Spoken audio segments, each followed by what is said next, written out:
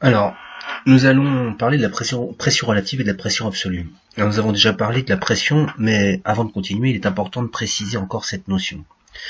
Souvenez-vous du plongeur, plus il descend dans l'eau et plus la pression P qu'il subit augmente.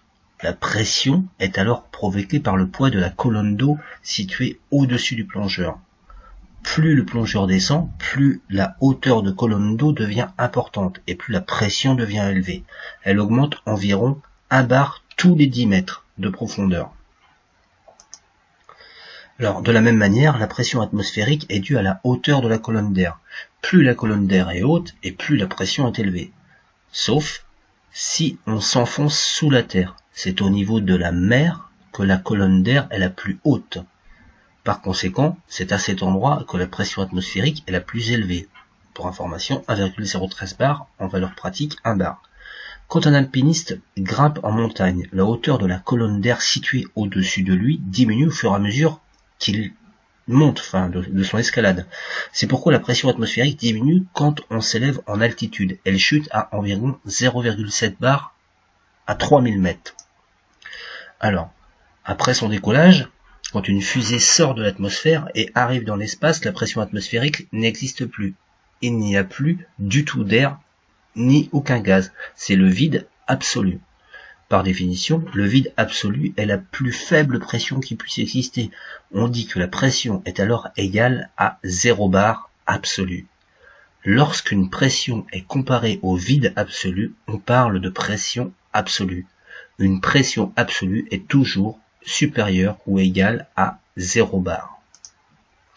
Alors, lorsque vous désirez contrôler la pression de gonflage de vos pneus, vous allez à la station-service et vous utilisez un contrôleur de pression appelé un manomètre. À propos, réfléchissez un peu. Quelle est la pression indiquée par l'aiguille de ce contrôleur avant que vous ne le raccordiez sur la valve du pneu?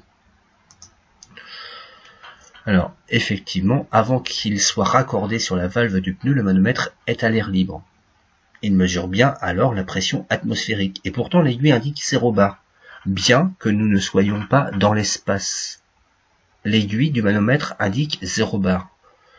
Elle devrait logiquement indiquer 1 bar, puisque nous sommes à la pression atmosphérique. Alors, nous savons que la pression atmosphérique est égale à 1 bar au niveau de la mer. Si un manomètre indique 0 bar quand il mesure la pression atmosphérique, quand il sera dans le vide absolu, il indiquera 1 bar de moins, c'est-à-dire moins 1 bar. Rappelez-vous bien que tous les manomètres usuels sont gradués pour indiquer 0 bar sous la pression atmosphérique. Dans le langage des initiés, on parle souvent en pression relative, mais parfois aussi en pression absolue. Une pression est dite absolue quand elle est mesurée par rapport au vide absolu. Elle est dite relative quand elle est mesurée par rapport à la pression atmosphérique. Alors, sur le graphe ci-contre, vous pouvez lire sur l'échelle de gauche les pressions absolues, c'est-à-dire par rapport au vide absolu, et sur l'échelle de droite sont indiquées les pressions relatives, c'est-à-dire celles qui indiqueraient un manomètre par rapport à la pression atmosphérique. Ainsi, au vide absolu, la pression est de 0 bar absolu ou de moins 1 bar relatif.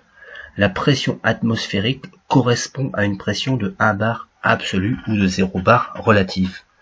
De ce qui précède, on peut conclure que la pression absolue est égale à la pression relative plus 1 bar.